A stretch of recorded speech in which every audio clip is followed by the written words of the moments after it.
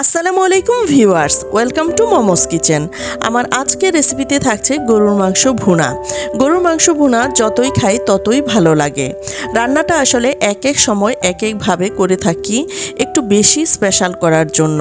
তবে আজকের মাংস ভুনাটা একটু বেশি মুখরোচক হয়েছে। এর কালার, ফ্লেভার, টেস্ট 100তে 100। চলুন তাহলে মূল ভিডিওতে চলে যাই। আজকের রেসিপির জন্য এখানে নিয়ে নিলাম 1.5 কেজি পরিমাণ গরুর মাংস। একটি বাটিতে কুসুম গরম পানির মধ্যে নিয়ে নিলাম 10টি শুকনো মরিচ, 1 টেবিল চামচ পরিমাণ জিরা আর 1 টেবিল চামচ পরিমাণ গোটা ধনিয়া। বাটা মশলার টেস্ট পাওয়ার জন্য এগুলোকে আমি পেস্ট করে নিলাম। অন্য একটি বাটিতে নিয়ে নিলাম 7-8টি এলাচ, আর নিয়ে নিলাম 2 টুকরা দারুচিনি, নিয়ে নিলাম স্টার এনিসের অর্ধেকটা, আর নিয়ে নিলাম বড় এলাচ একটি, জয়ত্রী নিয়ে নিলাম 2 টুকরা, আর জায়ফলের নিয়ে নিলাম অর্ধেকটা। দিয়ে দিলাম 1 চা চামচ পরিমাণ কালো গোলমরিচ, আর দিয়ে দিলাম 1/2 চা চামচ পরিমাণ শাহি জিরা, আর দিয়ে দিলাম 1 চা চামচ পরিমাণ লবঙ্গ। মাংসের মধ্যে সুন্দর স্মেলের জন্য এগুলোকে আমি না টেলে গুঁড়ো করে নিচ্ছি। এখন আমি মাংসের মধ্যে আগে থেকে যে মশলার পেস্ট করে রেখেছিলাম সেটা দিয়ে দিলাম, আর দিয়ে দিলাম 2 টেবিল চামচ পরিমাণ আদা পেস্ট, 1 টেবিল চামচ পরিমাণ রসুন পেস্ট, আর স্বাদ মতো লবণ, 1 টেবিল চামচ পরিমাণ হলুদের গুঁড়া।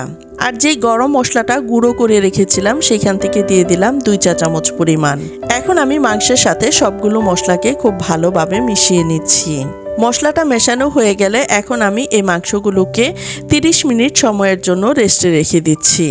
এই পর্যায়ে চুলায় একটি প্যান বসিয়ে এর মধ্যে দিয়ে দিলাম 1/2 কাপ থেকে একটু বেশি পরিমাণ সরিষার তেল, আর দিয়ে দিলাম 2টো তেজপাতা আর 1 কাপ পরিমাণ পেঁয়াজ কুচি। এগুলোকে আমি সোনালী রঙের করে ভেজে নিচ্ছি। পেঁয়াজগুলো যখন সোনালী রঙের করে ভেজে নেওয়া হয়ে গেছে তখন আমি আগে থেকে মেরিনেশন করে রাখা মাংসগুলো এর মধ্যে দিয়ে দিলাম, আর নেড়ে চেড়ে মিশিয়ে এর মধ্যে আমি ঢাকনা দিয়ে ঢেকে প্রায় 10 মিনিট সময়ের মতো রান্না করে নিলাম। দেখুন এর মধ্যে যথেষ্ট পরিমাণ পানি উঠে গেছে।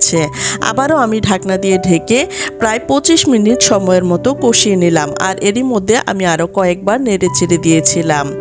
দেখুন মাংসটা খুব ভালোভাবে কষানো হয়ে গেছে আর তেলটাও ভেসে উঠেছে। এখন আমি দিয়ে দিলাম ফুটন্ত গরম পানি, আর এই পানিটা দিয়ে চুলার আঁচ মিডিয়াম থেকে আরও একটু কমিয়ে মাংসটা সিদ্ধ হওয়া পর্যন্ত রান্না করে নিচ্ছি।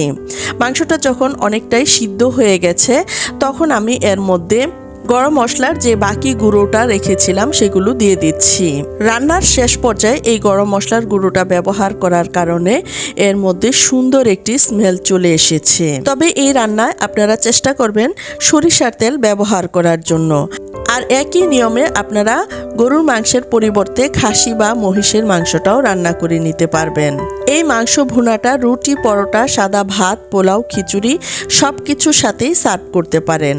আর এরই মধ্যে আমার রান্নাটাও কমপ্লিট করা হয়ে গেছে। এখন আমি চুলার জাল বন্ধ করে পরিবেশনে চলে আসলাম। কোনো স্পেশাল অকেশনেও কিন্তু এই মাংস ভুনাটা করে নিতে পারবেন। রান্নাটা এত মজা হয়েছে, যেমন সফট তেমনি জুসি। রান্নাটা ভালো লাগলে শেয়ার করে রাখতে পারেন, প্রয়োজন মতো দেখে নিতে পারবেন। আজ এ পর্যন্তই। আল্লাহ হাফেজ।